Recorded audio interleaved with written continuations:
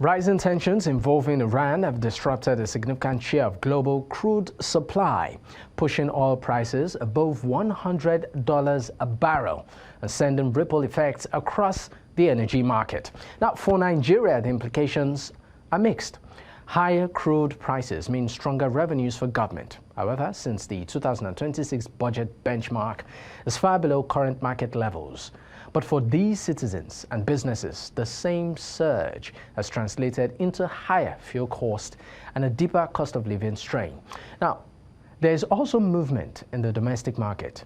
After recently increasing the price of petrol to 1,175 naira per litre, Dangote Petroleum Refinery has now reduced its ex-depot price to about 1,075 naira per litre, with diesel also falling slightly. The question now is whether these adjustments will translate to meaningful relief at the pump. So tonight, we examine what the global oil shock means for Nigeria and whether citizens can expect any real price relief and how policy choices could shape the country's energy outlook. Well, joining this conversation this evening is Muktar Muhammed. He's an economist.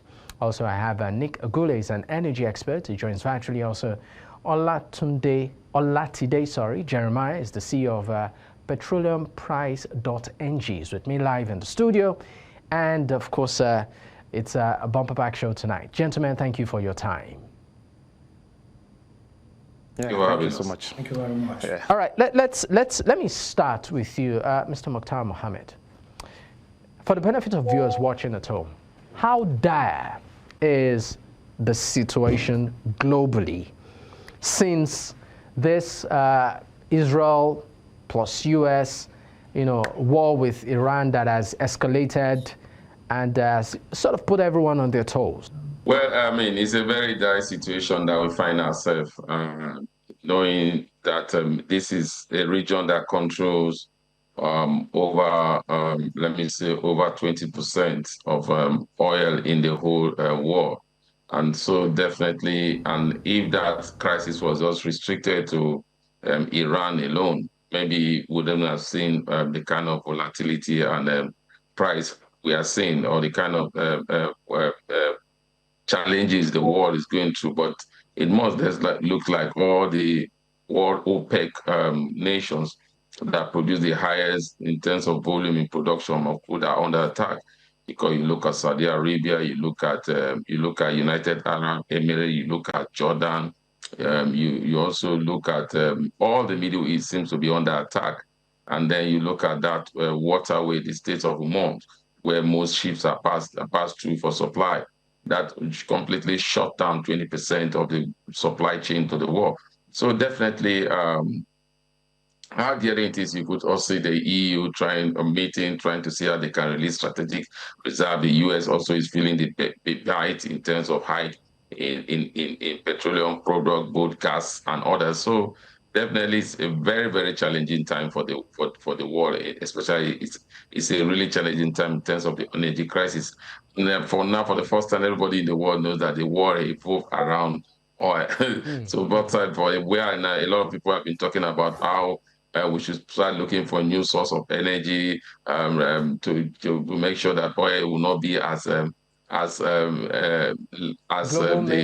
good of the world. But as it stands now with this crisis, we have seen it that oil really matters to all nations in the world. So it's a very huge crisis. It's hitting the Middle East, it's hitting Asia, it's hitting South America, it's hitting North America. Everywhere are feeling the pain. So that tells you how much this crisis is. It's a very challenging situation. I'll definitely come back to you, Mr. Mohammed. I'd also like to direct the same question to Mr. Nick Agule. I mean, reports has it that the conflict has disrupted about 20% of global oil supplies, causing prices to rise and sparking fears of inflation and economic shutdown, or slow down, as it were. Is this truly the case? Yes. The thing with the oil market is that it's a global market. So I've heard a lot of Nigerians ask on social media that Nigeria is not near the Middle East where the war is happening. So why is the event in the Middle East affecting us in Nigeria? And the answer is straightforward. The oil market is global. It's sold at the same price. So like Nigeria's crude oil is sold in the basket of Brent, and whatever the price of Brent is globally is what we are selling our crude oil for. And there is a simple law of economics that says the lower the supply, the higher the price. So like my co-panelist said, if 20% supply to the global market, which is around about 20 million barrels per day, is cut off, that is bound to increase the price. And once the price increases, everybody around the world, whether you produce oil, you don't produce oil, we buy at that same price. So Dangote Refinery is buying at that same price. The refineries are businesses, they are not charities. So immediately they are buying at higher cost. They will transfer the higher cost into prices. But I mean, them forward to consumers. Sorry. That's how. Okay, great. I mean, you mentioned Dangote Refinery. For many Nigerians, they're asking the question. Look, we also have crude here, and we have, at least, even though it's private owned, we have the largest refinery, on the continent. Why are we also feeling the bite as much as this, if at all, at this capacity? But we'll go on our first break. When we return, we'll be coming to the studio where I have Olatide. Olatide is the CEO of PetroleumPrice.ng. We're taking his response on this. Stay with us, we'll be right back.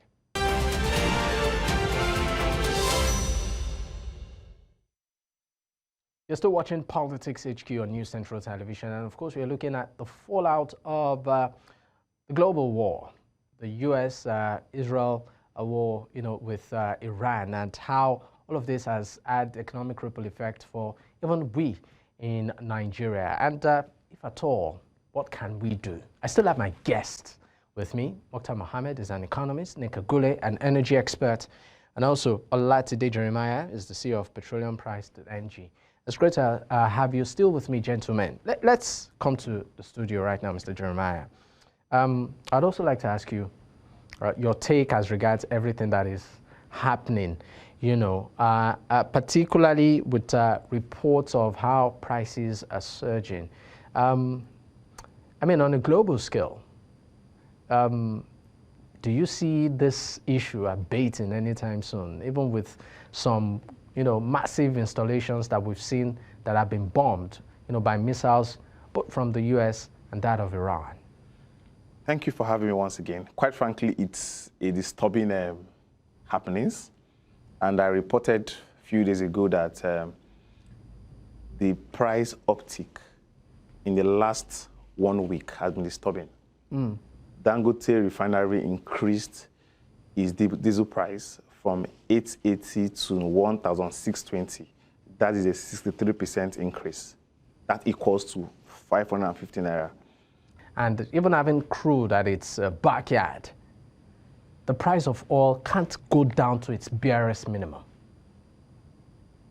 I think that question was answered by Nick, even if it's not here, because number one, oil is an international commodity. It's not sold. It's an international commodity. What we have done was to try to do the naira to dollar deal, which has helped stabilize the price where it is today. You can just imagine with this volatility, and then where Dangote was still looking for dollars to bring in refined petroleum product, or to even buy from NNPC. You could imagine where we would have been today, what the price of petrol would have been. So I think we came up with a homegrown solution that is not happening in any part of the world. If you look at the largest oil companies, Saudi Arabia, Aramco, you realize that even them, they buy from the Saudi government with dollar. So it's an international commodity. When you come to Nigeria, again, you have to look at the price of the cost in terms of refining of it. It's very expensive compared to other parts of the world because we've not been able to come up with a technology that will make it cheaper. Secondly, in terms of giving Dangote that required volume of crude, it has not been able to do that, one, due to oil theft, two, due to international commitment, which most of them are forward buying. Some of them have paid this money, have entered an agreement with them. And so you have to deliver about the agreement you have entered with them.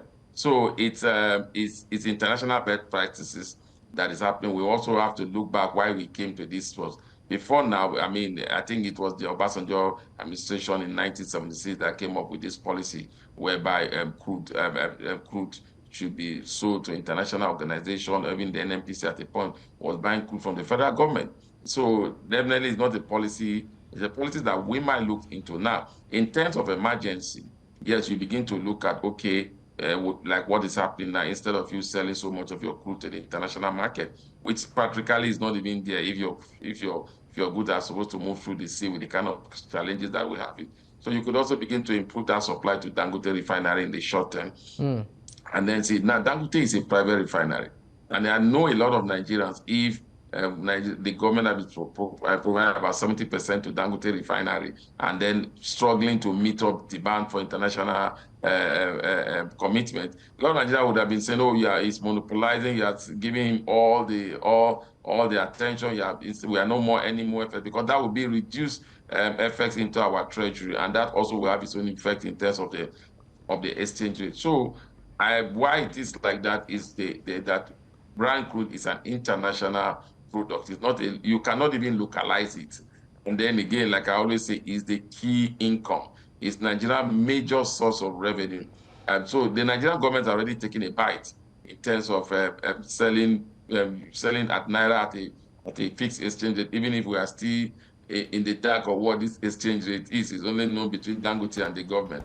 But I think we have been able to come up with that indigenous solution. But in terms of emergency, I think maybe the government should look at improvement in terms of supply of crude to Dangote Refinery times like this.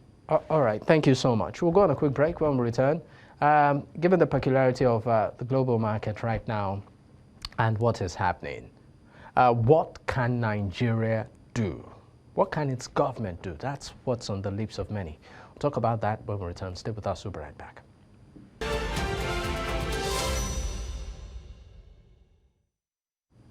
Many thanks for staying with us. It's still Politics HQ on News Central Television, and of course, we are looking at the issue of the petrol pump price and how all of the global happenings is affecting Nigeria and Nigerians as a country. Gentlemen, thank you for staying with me. Now, I'll be coming straight to you, Mr. Agule. Mr. Agule, let's look at the position of Nigeria in all of this. With our global commitment in terms of crude, our refining capacity as a nation, the economy of the average Nigerian when it comes to purchasing power, and with what is happening globally, what do you think the Nigerian government can do? Are we helpless? Helpless. So the problem in Nigeria is that we are not only using petroleum products for vehicles or engines, we're also using it to generate electricity. So when the price of petroleum products skyrockets, like in recent times, it affects both transportation costs, that is logistics cost, and also it affects factories and manufacturing companies and service providers, because they're also using the same petrol and diesel to generate electricity. So it is double jeopardy for us. And so why are we in this situation? First and foremost, why should a 250 million people economy be depending on 5,000 megawatts of electricity? Because once electricity is sorted and all of the generators in Nigeria fall silent, that will put less pressure on petroleum products. Because let's not forget, the higher the demand for a product, the higher the price. So if we take away about 50% or more of the demand because we're no longer generating our own power, that will help. Then on the other side, the higher the supply, the lower the price. Why is it that Mr. President, on the 29th of May, 2023, on Azumi office at Eagle Square said, fuel subsidy is gone? There's no problem with that. But why did he not at the same time say the era of NNPCL keeping our refineries dead is also gone? So Mr. President solved the problem halfway. He hasn't, after nearly 3 years, gone the whole length of taking away our refineries from an underperforming NNPCL and handing them over to competent private sector. If today, as we're speaking, our 445,000 barrels capacity refineries, maybe let's say even 100,000 or 150,000 of that is refining and putting it in the market and competing with Dangote Refinery, we will be buying petrol at much less than we buy now. Because Dangote is a monopoly. Of course, it's not a monopoly that created himself, but he has found himself in a monopoly situation. Whatever price it costs for us, we will take it.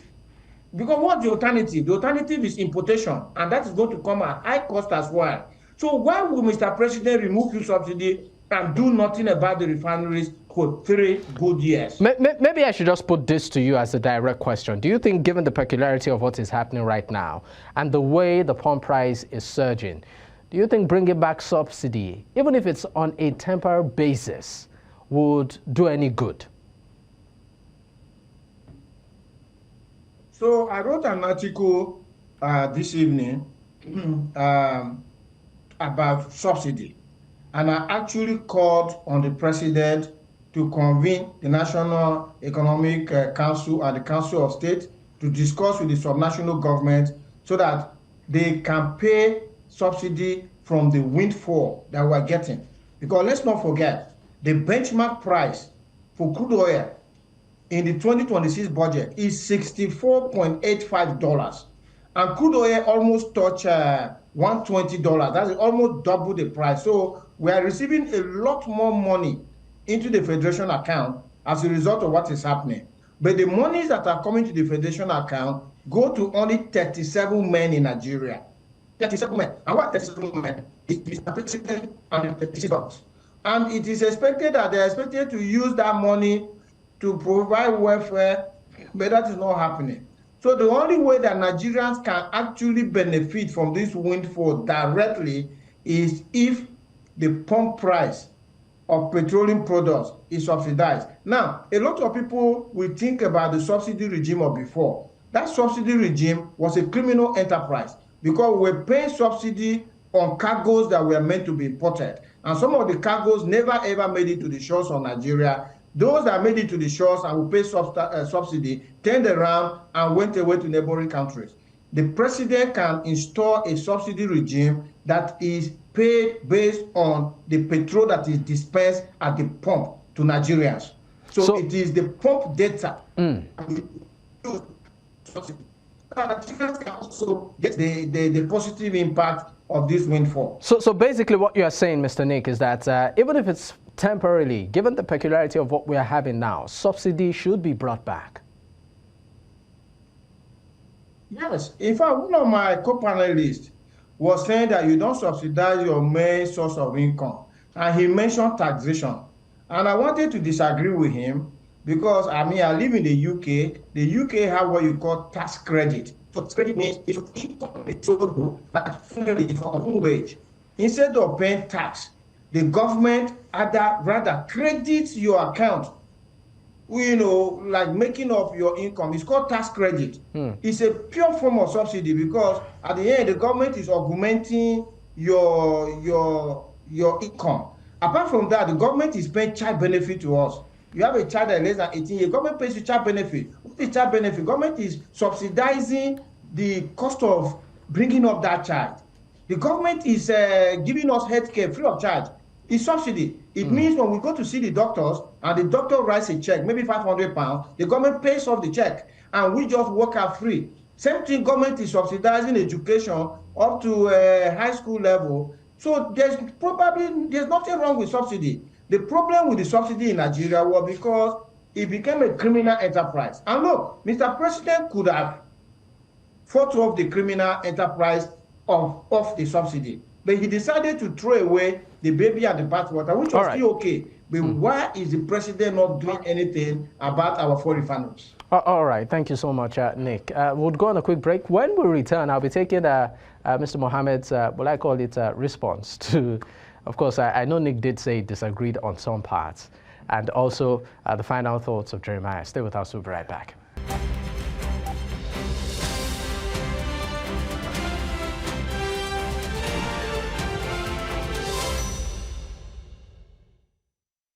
Many thanks for staying with us. It's still Politics HQ on News Central Television. And of course, we are looking at the current, well, I call it petroleum pump price and how this is affecting Nigeria in lieu of everything happening globally. I still have my guest. Now, because we are gradually winding down on the program, Mr. Muhammad, in 30 seconds, what do you think the Nigerian government can do, to sort of manage the situation? I think the only thing the Nigerian government can do is increase the production to Dangote Refinery. Just do it, just increase the production of crude so that Dangote can produce more crude. The crude to Naira deal comes into effect. Then you reduce, they bring down the price based on that. Instead of Dangote importing more crude from outside the shore of this country, buying them at a higher price, and also the refining cost is high. I think for me, that is the only thing I think the government can do at the moment, and also support other modular refineries, especially in the area of diesel supply, so that also help them in supply of crude also for diesel, so that we can have those prices come down, because most of our industries are using diesel. So I think it's by and large looking for a midway in supporting Dangote Refinery and other modular refinery. Okay, do you still maintain that subsidy should still be expunged, should be removed, and not even... There should not be a discussion on subsidy. It's just bringing back the old wound and also making people overnight billionaires. I heard my colleague in the UK talk about tax holiday, or with the tax reform or whatever. But that also would have come as a result that you have paid your tax very well, and the government is looking at how much you have given to them and how much you meant to their economy. It's not that they're just giving it to you because you are tax, they just want to give it to you tax rebate.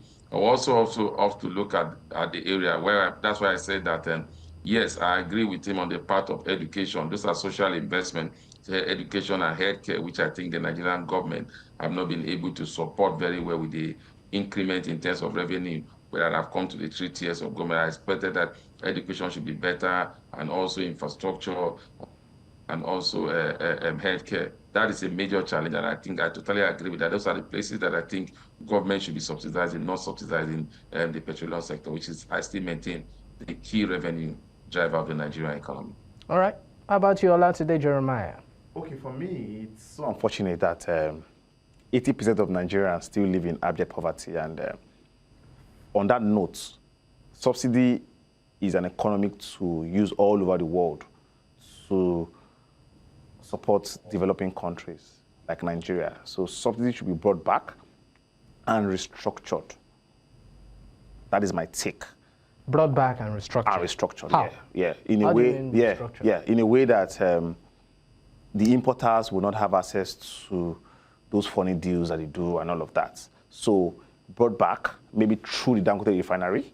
Okay, Dangote Refinery and other NNPCL refineries, and say, okay, prices of fuel shouldn't be above 300, 400 naira. And there should be a form of subsidy in collaboration with those refiners.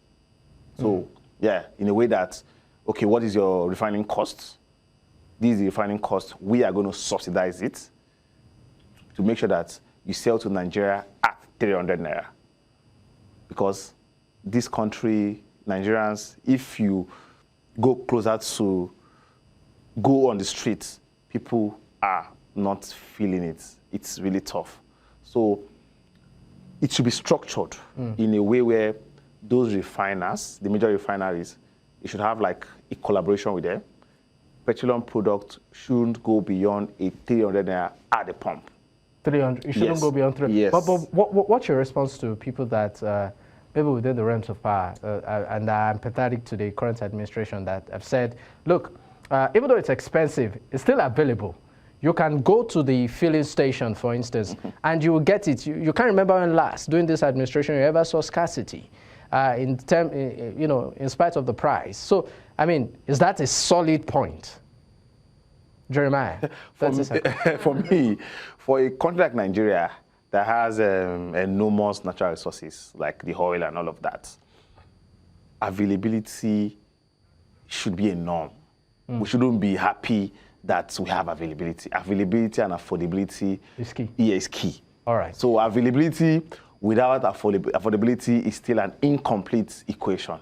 So we've got everything to be able to afford petroleum products and to be able to get them when you need them. All right, gentlemen, I'd like to say a big thank you. Muktar Muhammed is an economist joining virtually from Lagos. Nick Agule, energy expert, joining from Abuja. Olatide Jeremiah, CEO of PetroleumPrice.ng, with me here in the studio. Gentlemen, it's been a pleasure. Thank you so much for your time.